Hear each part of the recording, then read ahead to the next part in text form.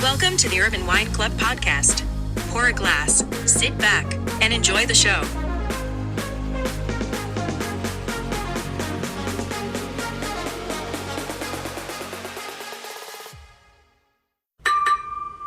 Hello, everyone. Thank you so much for joining us. I am very excited to introduce a new series that we're going to launch on Greek Wine Club and Greekazon. It's a Greek winemaker series. I can't tell you how important this is, in my opinion, how interesting and amazing it's going to be. But before we get into any of that, let me introduce my co-host, Foti Stelios. Hi, Foti. So Ari. And I'm also equally excited to launch this new series. I think it's been way overdue that we finally get to bring to our platform the individuals behind the glass. And with us as well, we have our special friend, because he is special to us, Johnny Livanos of Diamond Wine Importers.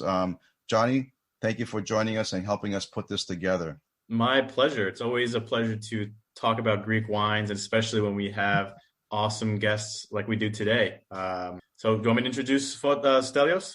Absolutely. Yes. All right, let's dive right into it. All right. So with us today is Stellios Boutaris of Kir-Yianni estate. He's joining us from Nausa, Greece. So you can see him in the beautiful background with the fantastic mountains in the back. Stelios, thanks for joining us today. Hi, guys. Thank you for having me. Thank you so much for taking the time. It's an honor as well, because for me, as a big fan of yours, Stelios, I had mentioned to the guys prior to this, not to take up too much time, but when I started my professional career in the wine industry, the Greek wine industry, back in the mid-90s, your family and your winery was one of the first representations I had to display and showcase what Greece has to offer. And I've watched you and your family develop over the last 25 years, and it's been amazing to see where you started and where you are today. So thank you so much for that. It's finally a blessing to have you here with us as well. Thank you, Foti. It's been a long ride, but a good one, a good ride. I must say. I'm sure there's been a lot of work, a lot of pain, sacrifices, and so forth. But I think that the work that you've done, in my opinion, has literally paved the road into today's modern Greek wine culture, and it's helped reshape the image of Greek wines, specifically for us here in the U.S. Yeah, I mean, I remember back in the 90s, I after finishing school, in order to get some work experience, I spent 3 years in the States trying Greek wine. So, I've been to many wine stores and restaurants at that time. Completely different scene, not just for Greek wine, for all wine. But I still remember one guy in Florida where I tried to Masirti. Where are you from? Greece. We're selling wine. Why don't you go back home, boy? I mean, I have to say this meeting at that time really stamped me and really gave me a lot of will and power to come back to this store. I don't know what it is, but we have to find that guy and yeah. Yes. but I gotta tell you, it's a Greek wine. Our family has definitely been Renaissance. But the Greek wine has come a long way. If you go back 20, 25 years, the only wines you could find was like cheap Retinas or cheap 1.5 liters and diners and all that.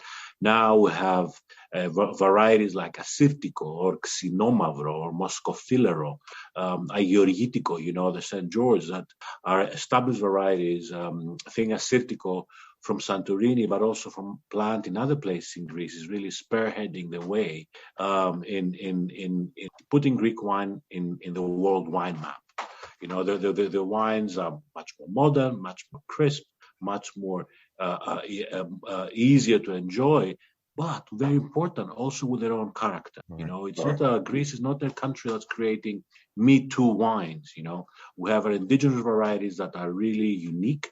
And more and more wineries are working harder on them. And so I'm very optimistic that we're going to see a lot of things happening in the future as well. Excellent. That's awesome, because Foti, Ari, and I are all Greek Americans. And as Greek Americans, we really love to share that pride and passion for Greek products. I feel like that's something that drives us as well. We always try to stay true to our roots. And, since I got started in the wine industry, 20 years ago, or less than that, actually. I feel like I've seen so much improvement in the wines in Greece. And in my first, actually, that's funny to say, with kind of piggyback off what Foti said, one of the first wines I had, Greek wines, when I was working at Zeytinya, Jose Andres' restaurant in Washington, D.C., and they were pouring Ramnista by the glass. Right. And that's kind of what put me on my journey now to where I'm decided to dedicate myself to selling Greek wine with Diamond Wine Importers. So it's been awesome to really push and help advocate for products of Greece, especially the fantastic wines that getting better and better every year. And Johnny, to your point, you just mentioned something, we use this 20-year mark, right? In 20 years, it seems like it's a long time. But in my opinion, the progression has happened so fast. The ability to actually jump on board and join the other leading regions of the world that produce fantastic wines, we're right there. We're right there, I think, with all of them. It's just a matter of creating that awareness that in the last 20 years, what we used to be, as Stelios had said, known for Retsina, Mavrodaphne, and bulk cheap wine, to now some of the most balanced, well-made wines that any country can offer for the market. Can we let Stelios kind of give us a little bit of a timeline about how it all started for you, Stelios? I'm a fifth generation winemaker. The business started with my great grandfather. However, there's always a generation in between, so I consider myself the fifth generation. So I always knew I was going in the wine business. Thank God, the wine business is a great business. You cannot get bored. So I always knew I was going to join the business, first, after finishing school, as I said, I went to America to learn a little bit about the trades, the business. And then I was very lucky because in 2004, my father, it was really my mother. She knew that it would be very difficult to have my father work and me working together. So he was actually very, very nice. And the day I told him, listen, I want to, I'm here and I want to run the business. I want to run the estate here. He just left, he just let me do what I wanted to do, allowing me to do my mistakes, allowing me to create new things. It really gave us a lot of confidence. And now I feel much, much, much, much more better. The business has grown. New products have come. The styles of the wine have changed a little bit. We try to be more on the fruit side. My father was not that much on the side. I would try to make micro cuvées, really, really studying Sinomavro, studying the grape varieties we have, studying Assyrtiko, and really trying to make the best out of it. My father was, of course, he was into quality and everything, but he wasn't into detail as I am. And we already see some of these results happen. Also, what we did is that I focused a lot on the export. And, in the beginning, export is a very, very expensive sport. You think you just make a phone call and you send a pallet of wine. It doesn't work. So you really have to go walk the market, as they say, and really, put a bag on your back, put 6 bottles of wine, and just go from account to account, just taste wine, and you really work as an ambassador, and an ambassador not just for wine, but for Greece as well. We feel. And this is something that, I've been talking with a lot of other winemakers that, it's, and we're very lucky that we have a prime minister these days. And he's also very pro-wine. He's a wine lover. Really, we see wine as one of the few products that you actually put on the table and says, product of Greece. People can read it. You might have heard that 70-80% of all the extra virgin olive oil exported from Greece goes to Italy, bottled as Italian. Blended as Italian. With wine, this cannot happen. It's one of the very few products that you have it on the table and it says proud to be Greek. And this is something that's very important for Greek wine when we go out in the export markets and talk about it. See, what happened is that you had. And if I backtrack a little bit, you had the Greek wine renaissance started in the 90s. You had a lot of young winemakers coming. Half of these guys worked for my father at that time, right? And my father had always the idea that, we have to grow the pie. Okay, I'll get a big piece, but the more the merrier. The more wineries, the more people work in the same mentality. the better for everybody. And this is something that he practiced throughout his life, and this is something that I think touches me, of course, very much. And we see it happen. We see it happen. So you have all these winemakers, great advocates. You're creating advocates to help right. teach people, educate people, spread the word, the gospel of Greece. Right. So in the 90s, you have all these younger guys coming in and really doing a great job. And now they are mature and they have serious businesses, serious wineries. What has made a big difference the last few years in Greece is the fact that we are being much more focused into grape growing. If you go back, grape growing was something for the peasants. Now all the serious wineries own land, cultivate it, try to make the best fruit, because if you don't have good fruit, you cannot make quality wine. And we see that happening. I strongly believe that Greek whites at this point are some of the best value wines in the category between $15 and $25, right? They can compete with any country in the world. Sometimes, usually they beat them, And then with the reds, I think we're going to see much more coming in the next few years when vineyards will be like 25, 30 years old, and they're going to be starting to really ripe, great fruit. If I can make a quick point, Stelios, on that thought about red wines, that, we seem to do better with our whites, yeses, than our reds. But that's because in the international market, especially in the US, red wine consumers were usually seeking a certain style of structure that was big and lots of fruit. But what I'm seeing is that the consumer palate is changing from that. There's a transition happening as we speak, where they're moving away from these big fruit-bombed wines and moving over to more esoteric, balanced wines, where I think red wines from Greece are going to have that fit coming soon. Oh, absolutely. Yes, Greece was never in the big Cabernet 15-degree wines, Now we have varieties like Xinomar or Limnona or Aioritico. They can make wines that are much more elegant, much more food friendly. In Greece, we never had wine without food. Food was always on the table with wine. The trend of drinking wine without food started in America. Well, it's good for the wine business because it brought in new generation, new occasion drinking. But in general, I think Greek wine is very food friendly. The high acidity level that usually wines have cuts right through the fat.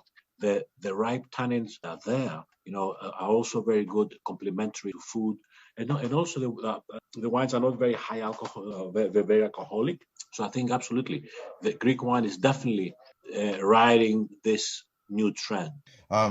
Now, what was, if I can ask this question, you mentioned that you told your father that you want to take over and you want to run with this. Back in the mid to late 90s, what is it that you saw that probably others didn't see in your vision of what you wanted to? What was it about this vision that you had where you are today? Well, I have to say that I am ambitious, right?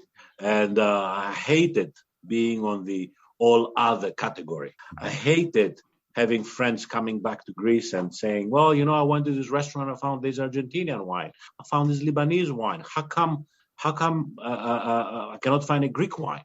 And you know what? I made it into my goal in life. I will not, for me, I want to be part of the wine world. And I think Greece deserves this. And we're doing it. We're not there yet, right? But we're definitely on the right track. We're definitely into creating products that are competitive in pricing, quality-wise are quite high, are consumer friendly. And not only for the weirdos, kind of. I think it's very important that Greek wine, and I keep saying it. It. We all Greeks here. Greeks don't like to work together very often. But again, this is one of the things that we did as Greek winemakers. We sat together in 2010. We worked on a strategic plan, and we set up some goals. And really, we started working together. And we do a road show, and we'd be like 4 wineries together. This would never happen. Or I would go and I would presenting my wines, but then I would take an Agorgitico with me as well and say, okay, guys, this is Greece. You start with Scofilero, you go to Assyrtiko, then you go to Agorgitico, then you go to Exnovro. You would show all of them. I would talk not about just Greek wine, my Kir-Yianni wine, but rather all Greek. And this is not just me. I mean, it happened by a lot of people. And this created kind of a momentum that I see, and I'm very happy to. That's amazing to hear. I mean, I love to hear that there's a certain maturity and love and respect for what you do to be able to say, hey, it's not just me. It's all of us. The better for all of us, the better for me. Let's do this. And I appreciate and love listening to that story. Because Greece, we're a small country in Greece, but it's so diverse. It's such a rich diversity in terrain, geography, climate, and the indigenous varieties of Greece. So it's important, at least for me too. Like, I love to explain to people the diversity of the country, of the landscape, because it helps paint the picture. It helps people understand what makes Greek wines and Greek products so special. It's because they're so diverse, and they have a rich history as well. And that's the thing. We have more than 300 indigenous varieties. Of course, not all of them are made commercially. Commercially, that was a word. But here's Nausa. There's a mountain right behind me called Vermion. If you go up the mountain and down, it's only about 70 kilometers. What's that? 50 miles. You go to a completely different land. Nausa here, where the climate is Mediterranean, about 100 kilometers from the sea here, from the Aegean. So we have a nice Mediterranean climate. Really nice, mild winters, hot summers, not very hot though, because we have the mountain behind us, that during the night a nice breeze comes down and really makes a big difference. Now you go up there to Amindion, which is another really up-and-coming region. This is where my family comes from originally, up in Amindion there. And this is a region that's 700 meters high, so already we're colder. The climate is semi-continental, so it means that really cold winters. We had snow on April 14th. Wow. This year, They had a colder winter than us on the East Coast. It was amazing. Well, it didn't last so long, right? I mean, if you go to Chicago, if you go to, it's different. But it was short. But we had real snow. So the climate is continental. Really warm winters, but we have these 4 lakes now that temper the climate because of the big water mass. So this is a completely different region. We have the same variety, Xinomavro, up here and there, producing completely different results. The Kaliriza, for example, or the Alpha estates, Xinomavros are much more spicy in a way. Here it's a little bit more heavier, just because the soil is different and just because the land is different. There the soil is also very sandy. Here the soil is much more rich. And in a lot of my presentations over the years, Stelios, I've identified you as the godfather of Xinomavro. And I truly have tasted plenty of Xinomavros from a lot of great producers and just to your point, you mentioned they're so different because of where their location is. Right. But Xinomavro, from what I understand, is a very challenging grape to cultivate and to also produce wine. And I think you've done an amazing job reaching to the point where your Xinomavro have been so elegant and wonderful to drink. I've tried to explain Xinomavro to our non-Greek friends over the years to try to explain to them what Xinomavro is. And obviously we tried to make a comparison, even though there's no justification, in my opinion, to compare Xinomavro with other varieties. But could you tell us, for our audience, quickly or briefly, what Xinomavro is? Well, I wouldn't say I'm the godfather. I would say my father is the big pope of Xinomavro. He's the king. He's the king, right? I dare to say that I have a love-hate relationship with Xinomavro. From the one hand, it's what put me through school and bring out the plate and on the dinner table every night. And still, we haven't mastered. It's very difficult to grow. It's very susceptible to disease. Can be very prolific in the vineyard. You really have to make sure that you work very hard. And even if you work hard, then the harvest will come, or like 2 days of like so-and-so weather, and you might lose it all. So definitely it's something we've been working on. Also, I would say that today that there can be like 2 different schools, very similar to like Barolo for it, because some people say that Skinomavro can taste like Nebbiolo. There's no similarity in the DNA or anything. The big tannic, acidic, light in color, that. However, it's a completely different variety, and I think the nose structure is so. There's that more traditional grape grower and wine is that makes a more rustic style Sonoma that need like 6, 7, 8, 9, 10 years to show the full potential. And they have, as I said, light in color, but the high acidity level will keep them alive for a long time. And if they have mastered the tannins will mellow out and make like fantastic Vin de Garde, or fantastic wines to be aged. Then you have the more modern in style that try to bring out more fruit, less extraction. So a little bit more modern in style, a little bit more fruit, a bit darker in color. The tannins are still there, the character is still there. And so it's great to have this discussion, I mean, we're not saying that there's a good or bad. It's just that there is a discussion going on that actually, especially now, so we get together very often with these guys and, we share wines and we talk about it. We're not into nuclear science, I mean, we make wine, we enjoy it and, we exchange what we do. And young guys, there's a new generation coming up now that are all quite good in what they're doing. I also have I feel that I have the responsibility to help them. Always when press comes to Kir-Yianni, there's always a table with our wine. There's also a table with all the Xinomavros from the region. So anyway, Xinomavro is not. I backtrack a lot. Sorry, guys. Xinomavro is not an everyday variety. It's not a variety that. It's for your these two girls, 20 years old, is just going down for a glass of wine. Oh, let's have a ramista. No, it doesn't work. Although from Amindion, the Xinomavro, fantastic rosé, right? I mean, it's very versatile. So you can make a very nice rosé, beautiful, all these like flowers, but with good acidity. That make it into it as well, all the way to Vin de Garde, right? So he has a very big palette of different wines. We sell much more rosé than than Ramnista, for example, more like a food wine, like an old style Xinomavro to be put into aging and everything. So you have the rosé, the more lighter in style, and then you have the big one. Right? The big ones, these are wines for wine lovers. These are wines that. They go to the 0.1% of the people who know about wine. These are the people who then, they like to drink different. They like to drink special stuff, and this is what's for them.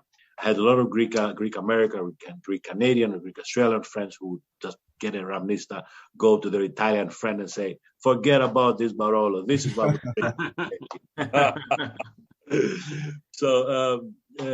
It's a wine for a very special, for somebody who's knowledgeable. And then also for me, I was drinking wine. It needs a little bit something just to balance out the high and the high tannin structure. And then also, let's also mention that you make an amazing sparkling rosé from. Right.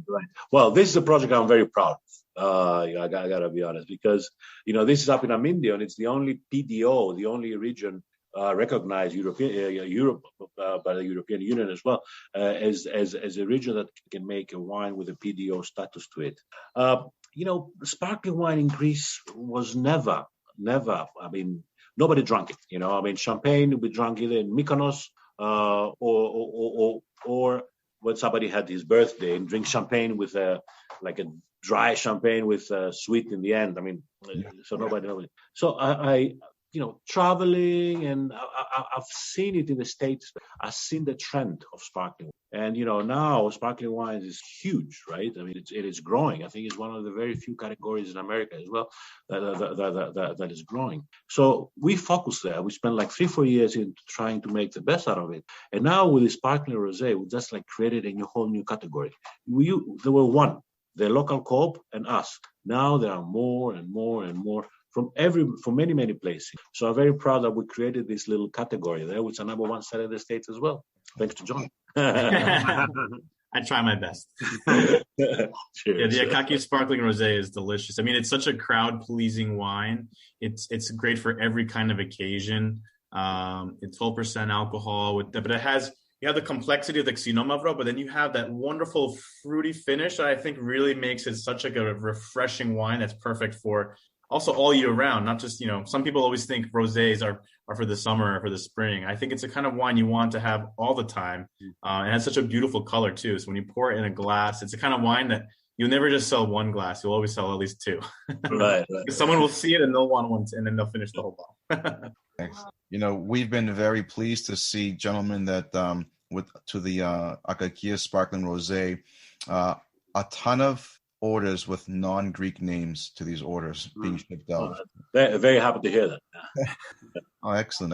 Well, I think like sparkling rosé. Sorry, one last topic on that. I feel like sparkling rosé it's a unique category as far as winemaking goes in the world because I think champagne is an area that people always recognize, but there isn't an area that I think dominates sparkling rosé, right? And I feel like as far as Greek wines go, a sparkling rosé is such a unique wine that everyone loves and is attracted to, but there isn't a particular country that is known as well known for it. So it allows people to get introduced to a sparkling rosé and have a new varietal, Xinomavro, from Greece. So for me, I love it because it accomplishes a lot of different things, if that makes sense. Yeah. Well, maybe this might be the opportunity for Greece to fulfill that category of. Well, it's growing. It's growing a lot. Another thing we want to make a point to our audience who are viewing this is the amazing and fantastic view behind you. Yes. You wake up take a look every morning. Take a better look. Yes. Amazing. Okay, this is a vineyard here in Naus. I don't know if this is Naus up there, and this is Mount Vermion, and this is a vineyard here, and this is the winery here, and the new. Not too much. Wow. Stelios, what's being planted in those vines as we see? Well, these are all like 50-year-old vines. They're all Xinomavro. And this is a new tasting room. Let me show you here as well. I'm glad you get to see people get to see this because when I'm showing wine to people who've never had Greek wines before, they think of Greece as just a country of islands and beaches. But as you can see, Greece is about 80% a mountainous country, and some of the best wineries are in the mountains. So it's really nice to see that. Well, this is my great grandfather, the first generation. Wow. This is Aunt Gus, Theos Kostakis, the second generation. This is my grandfather, and this is an old label of Boutaris. Oh wow, so cool. This is a new tasting room. John, you haven't been here? No, I haven't seen the new tasting room. It looks awesome. Wow. Here's the shop, small cellar door, and here's the tasting room. And I'm gonna have a kitchen there with a chef. Oh, and, looking forward to seeing you guys. Well, we're just going to mention that we are going to put this into the works. Our next visit to Greece will definitely include being at your winery. Absolutely. This is so amazing. Every time we do one of these, I'm sure I'm not going to learn something new, but once again, I've learned so many new things. We appreciate so much your time. We appreciate what you do. And as always, I want to thank Foti and Johnny for bringing their knowledge and their connections to people such as yourself, Stelios. We appreciate it so much. We thank you. And go ahead, Foti. Let's just quickly mention too that also we want to thank Stelios from all of us, as you mentioned, Ari. But for those that are viewing our segment on our Greek Winemaker series, hopefully this has changed your opinion and mind about whatever you had as an impression for Greek wine. But definitely visit our shopping, our e-commerce for all of Kir-Yianni Estates wines that are available. We ship across the country. Hopefully soon we can definitely have Stelios come back on an actual webinar with us where we can taste wines with Stelios and with Johnny, of course. Mm-hmm. That'd be great. You can invite Ted if you want to, but you guys. But, any last minute thoughts before we wrap up this interview with you, Stelios? Anything in the pipeline that you have going on that you might want to mention to us? Well, it's been a challenging year, but there's more to come. A big project now is in Santorini, after taking Sigalas winery, which is a huge project there. Santorini is really on the top of the top of Greek wine. It's very challenging there because the tourist business the last year has been very difficult financially, but things are changing now. And lots of new projects. I mean, the most important is, talking about the sparkling before, we're working on a sparkling rosé and white Méthode Traditionnelle, which is going to be very, very interesting as well. So more to come, guys, more to come. Well, thank you very much for having me. Thank you. Thank you for being Johnny. Thank you very much as always. You're my pleasure. Ari, you want to take us out? Yep. Thank you, everybody, for watching, for listening. We will have all the information everywhere this is, podcast, video. Get the apps. Go to the websites, GreekWineClub.co, GreekOzon.com, and much more to come with amazing people such as Stellios Boutaris. Stelios, thank you once again. We appreciate it so much. Thank you, Ari. Thank you, Foti. Thank you, Johnny. All the best, guys. All right. Stay well, everyone. Thank you.